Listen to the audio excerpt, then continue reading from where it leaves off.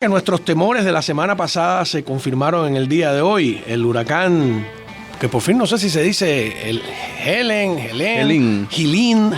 ¿no? Sí. En inglés.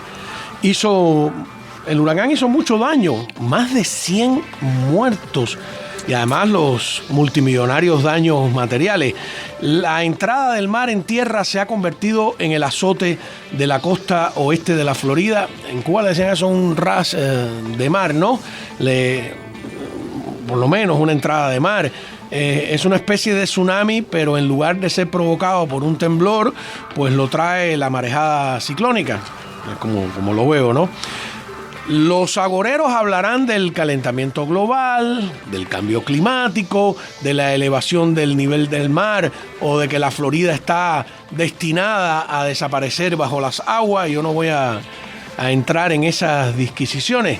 Me quedaré con algunas preguntas más elementales que ya hicimos la semana pasada, ¿no? ¿Por qué seguimos construyendo casitas de madera con techo y a veces, bastantes veces, con paredes y columnas de madera en una zona que es una de las más activas, probablemente la más activa de huracanes del planeta? Vamos a poner que una de las más activas. Más o menos como la otra pregunta que también nos hacíamos la semana pasada: ¿por qué en el estado con mayor cantidad de muertes por descargas eléctricas, o si quieres matizar, uno de los estados con la mayor cantidad de muertes por descargas eléctricas, nadie tiene pararrayos en sus casas? Alguien me dijo que era por eso mismo, que porque los techos son de madera y entonces serían propensos al fuego si el rayo es atraído. Yo no lo sé. Llevo años haciéndome esas preguntas. Construimos casas en el sur como si estuviéramos en el norte, con techos catedrales, con inclinaciones para que la nieve resbale de lo más bonita. Algunos arquitectos y hasta sociólogos creen que es un fenómeno más común de lo que pensamos, que los seres humanos cuando emigran o cuando se mueven trasladan también sus técnicas de construir. Eso lo hemos visto, ¿no? ¿Cuántas ciudades europeas no hay en América? Y como Estados Unidos fue progresando de norte a sur, los que vinieron a estos pantanos construyeron como lo hacían en el frío, porque, explican, la Florida no se pobló realmente hasta que ocurrieron dos cosas: que Henry Flagler construyó una línea de tren hasta Los Cayos y que Carrier inventó el aire acondicionado moderno. Y aquí estamos, con nuestras bellas casitas de madera, con techos de papel, preparados para una gran nevada en vez de para un huracán. Yo recuerdo que en el museo de Coconut Grove, donde está ahí el planetario, había, o hay, hace tiempo que no voy, 3 maquetas con 3 tipos de techos. Y la explicación de que el techo plano, el de placa, como lo conocemos nosotros, resiste mejor el embate del viento, porque no se faja con el viento. Es el cuento de los 3 cerditos. Y si eso lo sabe hasta un niño, ¿por qué permanecemos en el error? Dicen que porque es más barato. Hace años, también lo he comentado con ustedes, hice un reportaje investigativo y descubrí que no es necesariamente así. Lo que pasa es que no, y eso sí también lo descubrí, que no hay muchos que sepan tirar una placa, como se decía en Cuba también. Claro. Hay pocas compañías que no lo hacen, que saben hacerlo, y lo hacen más bien para edificios industriales, etcétera, etcétera. Al final no es más barato, porque los destrozos de los huracanes son muy, pero muy costosos. Están entre los fenómenos naturales más costosos de la historia de los Estados Unidos. Remember Andrew, Katrina, Wilma, Ian, que fue en septiembre del 22, y ahora Helene, ¿no? Con más de 100 muertos. Eso es un montón. Lo coloca esos 100 muertos entre los más mortíferos en la historia. Además, a través de 6 estados: Georgia, Carolina del Norte, Carolina del Sur primero pasó, claro, que antes del norte, Tennessee. Hay unas imágenes aquí en Madeira Beach, aquí en la Florida, cerca de la bahía de Tampa, un poquito más al noroeste, por donde el ojo ni siquiera pasó, que asombra por la destrucción en la costa, ¿no? Y también en tierra, ¿no? Por donde pasó es un reguero de maderitas. Siempre tú no lo ves, un reguero de maderitas, como si se hubiera un gigante que hubiera dado un enorme manotazo. En la isla de las Bermudas, tan aislada, tan solitaria, en plena zona de huracanes, no se pueden dar el lujo de jugar con el viento, que es como jugar con fuego. Y construyen cada vez con más sentido de la responsabilidad. Hay todo un tipo de construcción que le llaman los techos Bermuda, etcétera. Mientras nosotros aquí en la Florida seguimos quebrando y encareciendo los seguros con un tipo de construcción nada seguro. Por mucho que hayan cambiado los códigos, lo que tiene que cambiar es la mentalidad, para no tener que seguir cada verano haciendo un recuento dramático de lo que el viento se llevó. Están escuchando A Fondo con Juan Manuel Cao.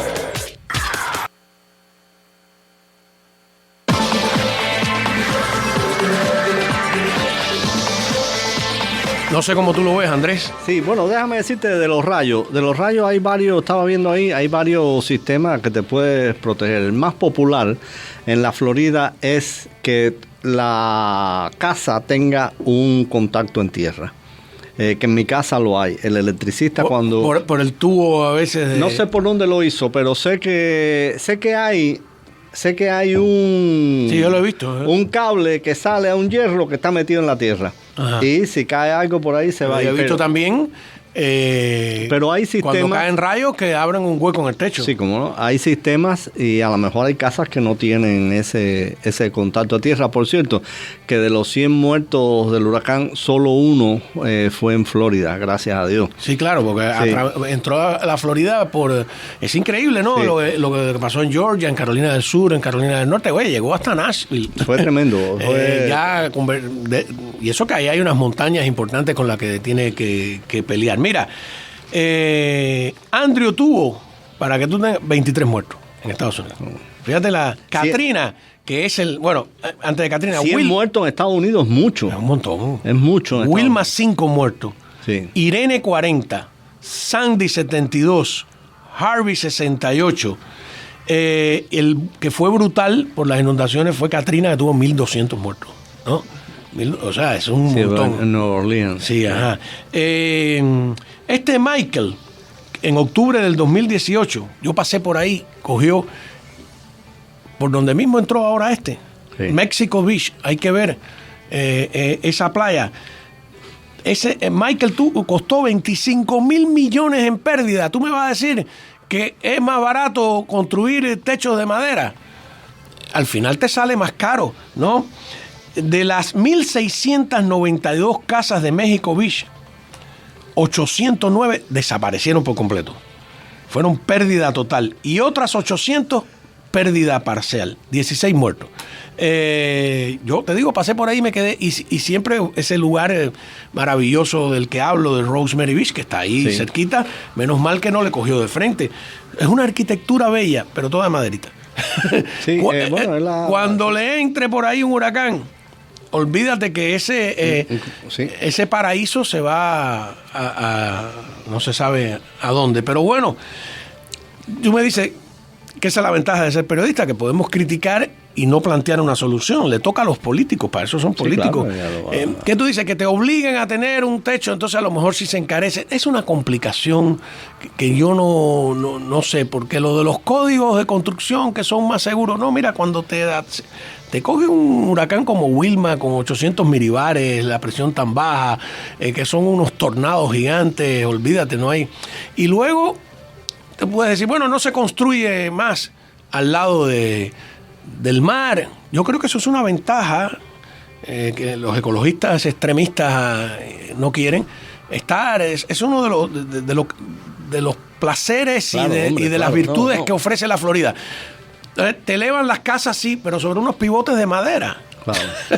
Que no resiste. Oye, cuando el agua entra. Sí, fíjate que estos huracanes ha sido el agua el problema. El agua de mar, que entró, las imágenes. Todavía no hemos visto de esa zona por donde se metió el huracán, de verdad, que pasa, ¿no?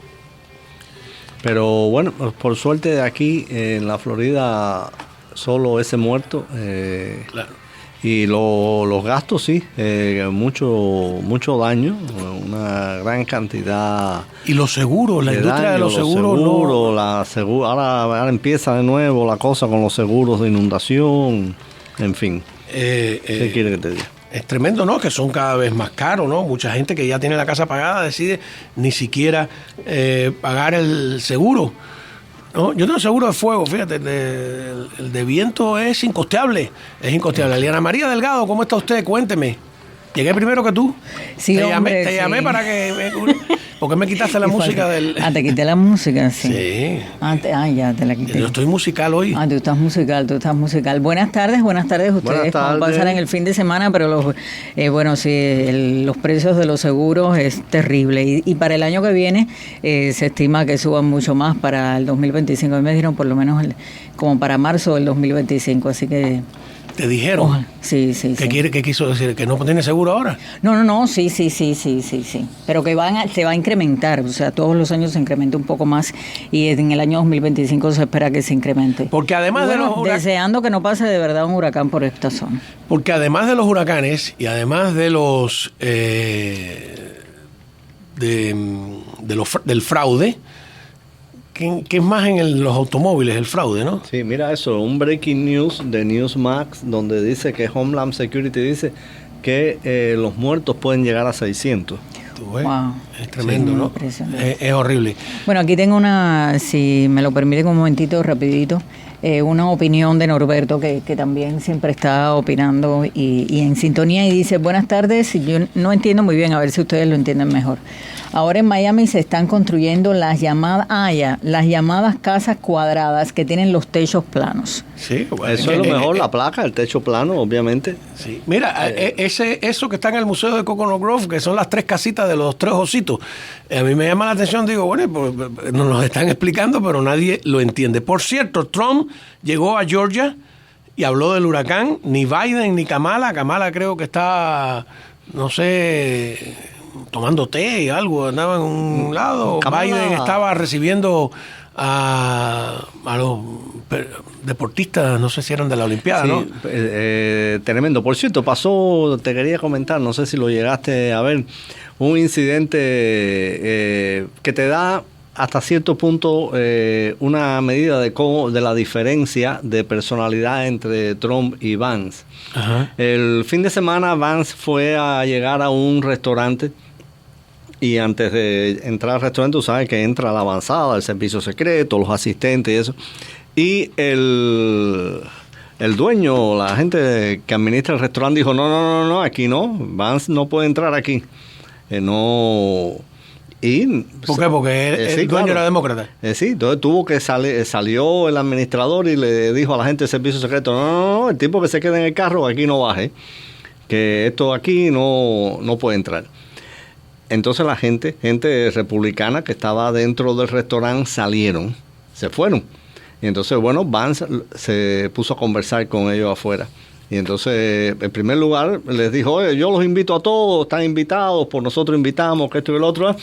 Y además no le den importancia a esto es un gran restaurante, este es un gran lugar para venir a comer, así que no se preocupen, ya las elecciones veremos, pero resolvió el asunto con gracia. Claro. Con gracia le dio una bofetada. Trump hubiera dicho, total, si no. El pan está duro. El pan está duro. Las croquetas se pegan al cielo de la boca. Exactamente. Mañana es el debate, ¿no? Mañana es el debate entre Vance y Walz. Pero mira, lo que te decía, que Trump llegó a Georgia ahí a preocuparse, Biden y Kamala no, probablemente lleguen después. Pero a mí y nadie lo ha criticado. No. Pero ¿tú te acuerdas cuando Katrina, ya que hablamos de Katrina, que George W. Bush se demoró unos días en llegar, lo pusieron como un bombín en todos los periódicos, ¿no? Y le dijeron idiota, que no tenía empatía, que no sé qué. Además sacaron unas imágenes de él volando por encima, mirando, pero le voló por encima y siguió. Uh-huh. Sí, no fue el mejor momento de Bush. La verdad que debió haber ido antes. Bueno, pero entonces ahora, ¿por qué no le aplican la misma a Kamala y a Biden? No, bueno, Kamala nunca estuvo en la frontera, era la zarina de la frontera, nunca estuvo en la frontera. Es así, oye, déjame decirte, dominan la prensa. Tengo hoy, ¿tú has visto el editorial hoy del New York Times? No, No, lo que te tengo es el editorial del New York Times hoy. Voy a buscar la computadora ahora y de verlo. catálogo. ¿Va? Medio Oriente. Israel está realizando redadas en el Líbano. O sea, se supone, son soldados que están entrando al Líbano y están arrestando gente. Y se supone que prepara una invasión terrestre. Sí. Posible, le están diciendo por el momento. Está casi seguro. Los funcionarios militares lo que han dicho es que aún no se ha tomado una decisión, pero esa frase de aún no se ha tomado una decisión quiere decir que se está discutiendo sobre si se lanza o no esta operación terrestre, por lo menos importante, una operación terrestre importante contra Hezbollah. Hay unidades, comandos que ya han realizado breves incursiones en territorio libanés y esta tarde yo creo que ya debe haber empezado hace rato. Netanyahu convocó a su gabinete, a los ministros de Seguridad Nacional y entonces no sé qué va a pasar allí, porque si tú miras el mapa, Israel tiene a Siria y el Líbano. Bueno, Siria está más al noreste, pero en el norte está el Líbano. A Egipto en el sur. Jordania está al este. Pero Gaza, que al suroeste, el Mediterráneo, etcétera, el West Bank está dentro. Adentro es el este, está adentro. Que por cierto, yo no sé por qué le dicen West Bank si está al este. Es una cosa curiosa. ¿Es el West de qué? El West de Jordania. Ese detalle está curioso, ¿no? Buscar eso porque... Tiene salida al Golfo, no al Canal de Suez, sino al Golfo Ágaba o Eilat. ¿Cómo se llama? Golfo de Acaba, creo. Acaba, algo así, ¿no? Tiene una salida allí, o sea, que tiene una situación... Israel estaba leyendo fin de semana sobre eso abundantemente, y dicen que Israel... hay dos cosas. Uno, Israel le ha dado una lección a Estados Unidos y a Occidente en el sentido de que la política de apaciguamiento no lleva a nada bueno. Las políticas de apaciguamiento a lo que llevan es a que este tipo de enemigos se fortalezca. Y entonces Israel ha ido con todo. Y lo que dicen es que ya que ha ido con todo, tiene que seguir con todo.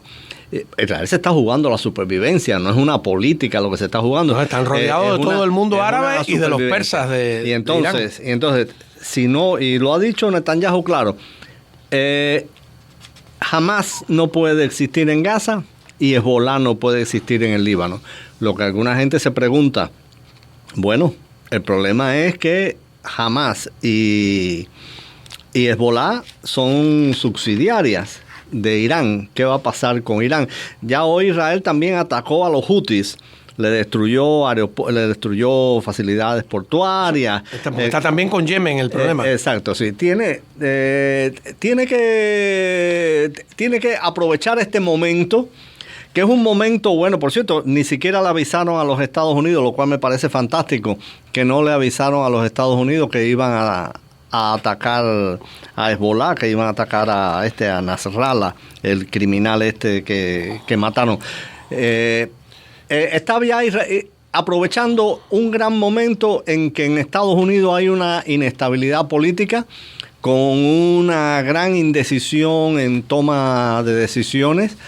Por supuesto, esta indecisión en la toma de decisiones, valga la redundancia, a lo que lleva es a que el Departamento de Estado te diga no ataques, a que los militares digan no vamos a mandar municiones. Israel como que se está pasando todo eso por el forro y están haciendo lo que tienen que hacer para su supervivencia, porque los que están en peligro son ellos.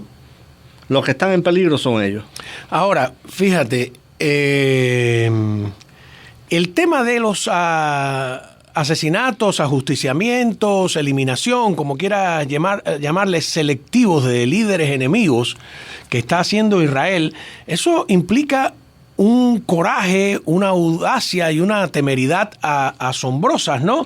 Y creo que en algún momento merecería ampliar más sobre el tema, pero dicho así por arriba, hasta ahora los líderes del mundo, los malos y los buenos, ambos inclusive, han evitado ese tipo de ataque selectivo en la mayoría de los casos, desde la década del 60 sobre todo. La CIA le prohibieron cometer asesinatos políticos, etcétera, o magnicidios, ajusticiamientos, como quieras llamarle, porque el peligro es el efecto boomerang. O sea, por ejemplo, ¿por qué si Estados Unidos ha decidido, Occidente, que Putin es el enemigo, ¿por qué no asesinan a Putin? O al revés, ¿por qué Putin en un principio lo intentó, no decide asesinar a Zelensky o al presidente de los Estados Unidos? Porque me imagino que cuando tú haces ese tipo de asesinato o de ajusticiamiento, el temor es que el otro te pueda hacer lo mismo a ti. Lo que ha estado claro es que siempre los palestinos y toda esta gente siempre han tratado de matar a los israelíes, nunca han sido... O sea, Israel lo que está es respondiendo a una política de 60 años de que cada vez que ellos pueden darle un golpe a Israel, se lo dan con todo.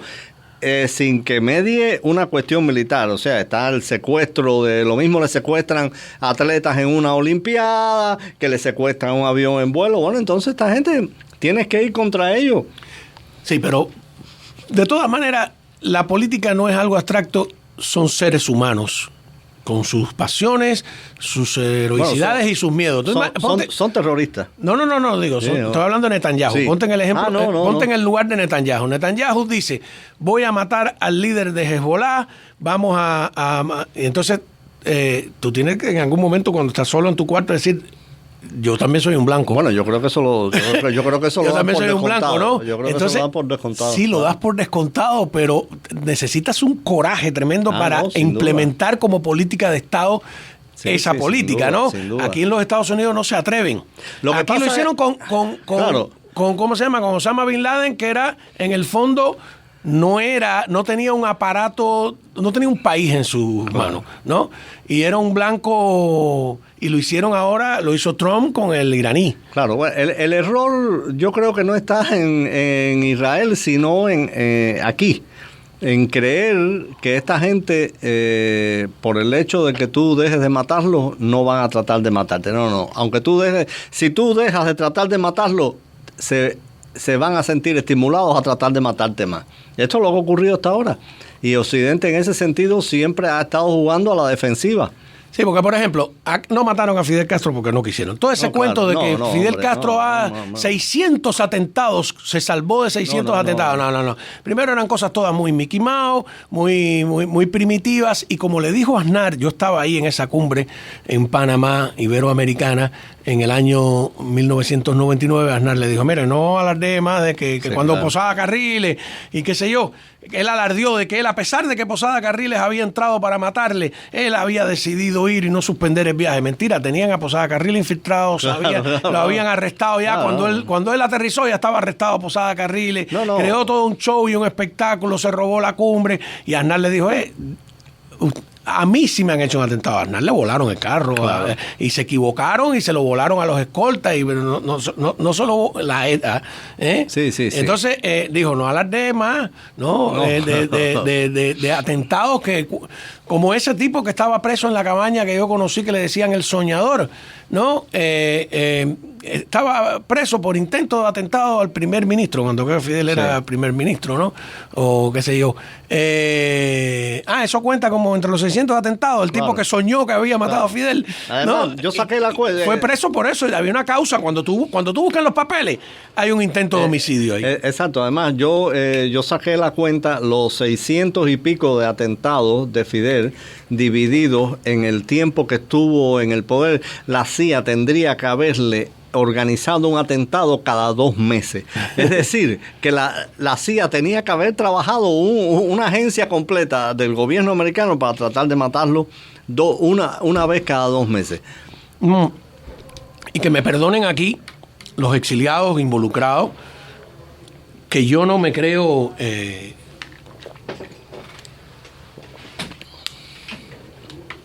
Disculpa, fui a cerrar la puerta ahí, que se estaba entrando un ruido. Que no me creo el cuento ese de que iban a matar a Fidel en Chile con una cámara, con un arma que estaba dentro de una cámara de fotografía. fíjate, yo sé que hay miles de pruebas, pero yo no me lo creo. Primero porque es muy conveniente para ambas partes. Claro. A Fidel le sirvió para decir que sus enemigos se acobardaron cuando lo tenían enfocado ya y listo para matarlo, porque ante la figura inmensa del comandante el enemigo tembló. Las piernas. Y a los de aquí le sirvió para de un ingenio y un que no sé cuánto. Y pasar el cepillo. Yo he trabajado toda la vida con cámara. Me parece muy complicado meter un arma efectiva dentro de una cámara. No, pero no solo eso, eso. Mira, en esa misma cumbre de Madrid del 92, un grupo de periodistas que andábamos juntos, teníamos un juego que era matar a Fidel, que era contar las veces en que hubiéramos podido matar a Fidel si hubiéramos estado armados y hubiéramos querido poner el muerto. Por supuesto, o sea, o por lo menos ser detenido. Si no poner el muerto, por lo menos ser detenido. Y entonces llegamos a contar como 7 veces. En una de las veces consideramos que podíamos matarlo con un bolígrafo. Si le saltabas al cuello y le metías el bolígrafo. Claro, tienes que salir detenido allí o mueres. Cuando se fue, bueno, primero te doy una mala noticia. Sí. Yo no lo he encontrado en la historia de Cuba un solo magnicida suicida. No lo hay. Todos los magnicidas o intentos de magnicidio que ha habido en Cuba, que no son muchos, son pensados para salvarse, para sobrevivir y contarlo. Sí. No conozco un suicida. Desde el siglo XIX que hubo intentos de magnicidio, hubo uno contra, bueno, el único que funcionó fue el del italiano Angiolillo en España, en Águeda, allá en el País Vasco, contra Cánovas del Castillo, que era el primer ministro español. Pero en Cuba trataron de matar a Valeriano Weyler, y fue una cosa un poco ridícula. Creo que le pusieron una bomba en el inodoro y lo mancharon de excremento. Claro. Hay que buscar ese dato, cuán cierto es o no. ¿Cómo se llama este tipo que mató a Somoza padre? Bueno, el poeta, ¿no? Pero el tipo, los poetas son peligrosos. Pero el tipo le disparó ahí y quedó. Claro, no. Entonces, lo siento, pero en la historia de Cuba, por lo menos el pasado no indica que nada de eso. Sí, y además ya no tiene ningún sentido. No, ya no. Pero en esa cumbre, después que se acaba la cumbre, se van a Sevilla, porque era la exposición de Sevilla y era las Olimpiadas también después. Me acuerdo perfectamente. Y entonces José Ignacio Rasco penetró en el edificio y le entregó un papel. ¡Bum! Le dio un papel en la mano y Fidel se quedó de repente con el papel en la mano. Los escoltas no sabían qué hacer y entonces dice que Fidel le hizo así con el dedito en la barriga a José Ignacio y le dijo Ignacito, porque había sido compañero de Belén, ¿no? Claro. En Guadalajara, Bernardé Pardo se lo encontró ahí tú a tú. Bernardé tenía un brazo entablillado y dice que la seguridad le miraba. Reinaldo Sánchez, el escolta de Fidel que murió después de escribir el libro, dice que ellos no sabían si en ese brazo enyesado había una ametralladora, había un arma. Y tengo testimonio, constancia de 2 periodistas del Herald que en esa misma cumbre de Guadalajara vieron de pronto la delegación chilena que iba para un cuarto y le dijeron vamos a ver a Fidel. Entonces dice que llegaron a una sala de conferencia y ahí los chilenos hablaron y Fidel desapareció por una puerta y ellos se quedaron diciendo bueno, vamos a ver si regresa. No regresaba, abrieron la puerta, era la suite, la sala de conferencia pertenecía a la suite de Fidel. Se encontraron a Fidel metiéndose la camisa por dentro con los escoltas sentados ahí y Fidel les dijo ¿ustedes quiénes son? No, somos de Miami, quédense ahí que bueno, ahora yo les doy la entrevista, pero salgan de aquí. No. Vaya. Y hay un agente de la inteligencia castrista que desertó y le dio información a la CIA de dónde iba a estar Fidel en tal lugar, en Ecuador, etcétera, y después se quedó frío y dijo, no hicieron nada. No había hasta ahora no ha habido voluntad. Desde los años 60 sobre todo, ninguna voluntad de eliminar a contrincantes políticos, por muy malos que sean, ¿no? Entonces, lo que está haciendo Israel, repito, es de una gran audacia, de una gran temeridad, de un gran coraje. Y una gran preparación. E implica un peligro. Implica también un peligro de lo más interesante. Si se arregla por los próximos 50 años el asunto del Medio Oriente, se lo van a deber a Israel.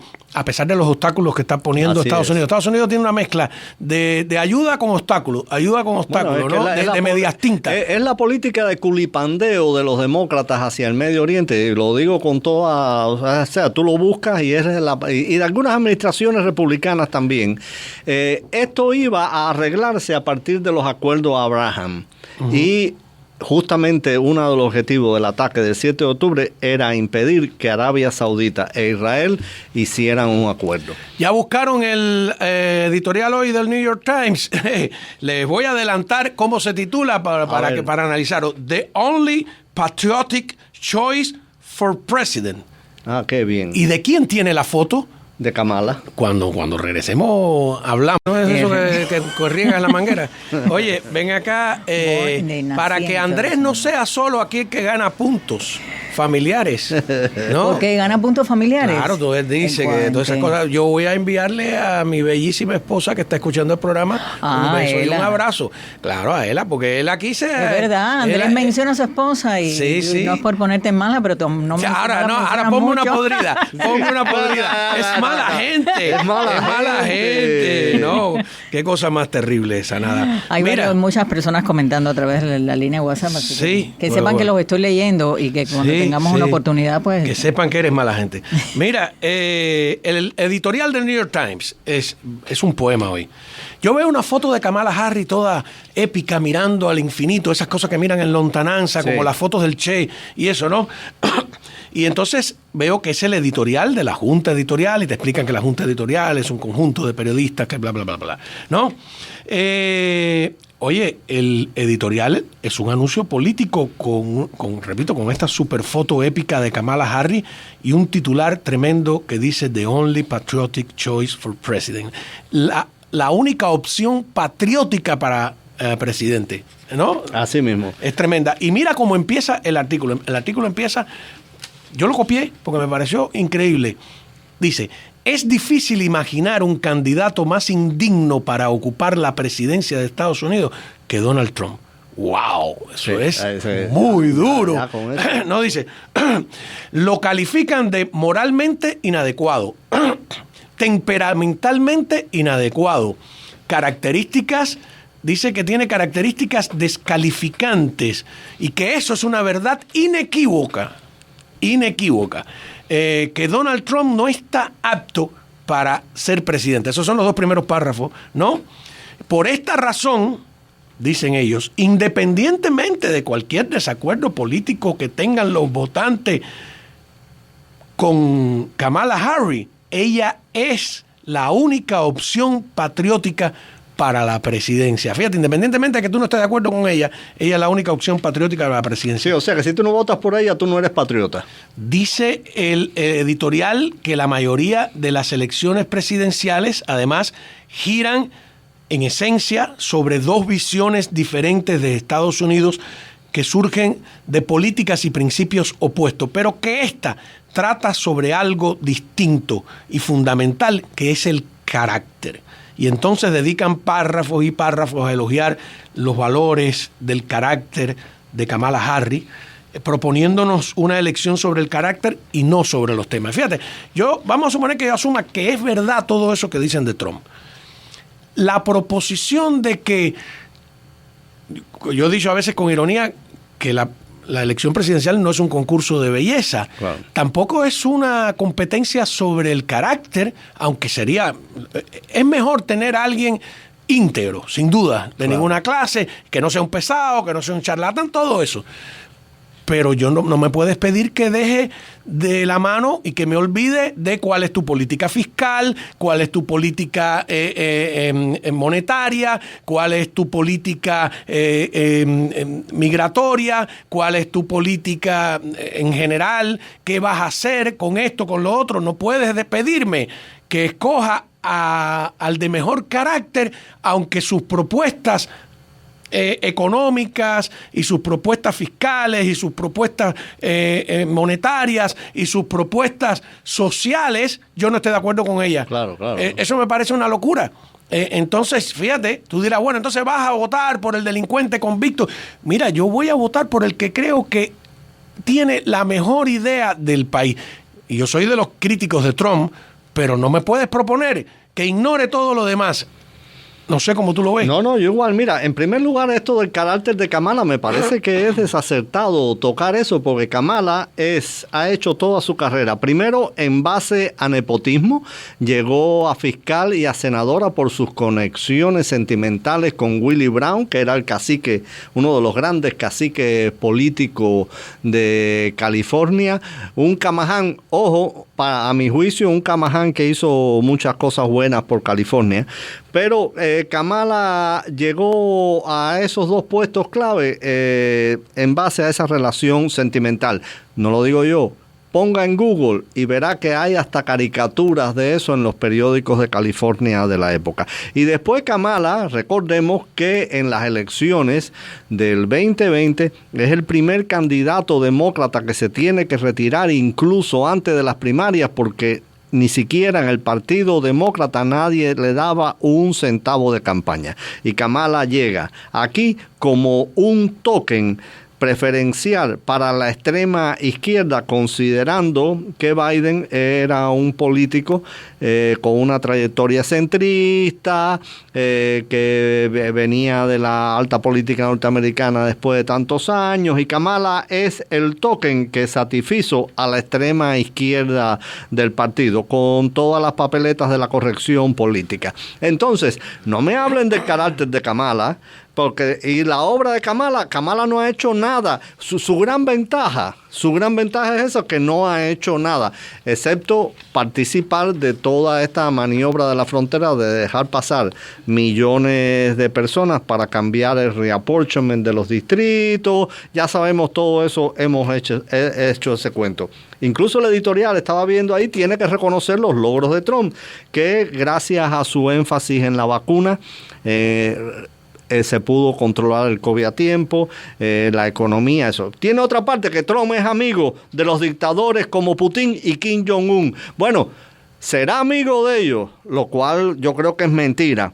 Pero lo cierto es que... ¿Obama era amiga de Raúl? Exacto, Obama era amigo de Raúl. ¿Y estaba bien? Y estaba bien. Pero no solo eso, sino que Putin no movió un pelo mientras estaba Trump. Y Kim Jong-un no tiró un papalote mientras estaba Trump. Entonces, por el amor de Cristo, esto a mí me entristece ver un gran periódico como el New York Times metido en esto. Otra cosa, que Trump, que la simpatía del Trump por los Proud Boys ha fomentado la supremacía blanca, el suprematismo blanco. El líder de los Proud Boys no es blanco. En primer lugar, cubano, el líder no de los blanco. Proud Boys es un mulato. Pero bueno, supongamos que es así. Los que yo veo asaltando las calles, los que yo veo quemando cosas y eso, no son supremacistas blancos. Serán peligrosos, están haciendo 20,000 cosas. No estoy de acuerdo con ellos en nada. Pero los que yo veo en la calle quemando, los que yo veo en las manifestaciones queriendo lanzar a Israel al mar, no son supremacistas blancos. No, pero a mí lo peor del editorial sigue siendo, porque por ejemplo, cuando tú me pides a mí, que tú me dices que esta elección, que tradicionalmente la elección es sobre los temas, es sobre dos visiones de Estados Unidos, una visión donde hay una mayor participación del gobierno y una visión donde hay una mayor participación de la empresa privada, para resumirlo de manera muy resumida, ¿no?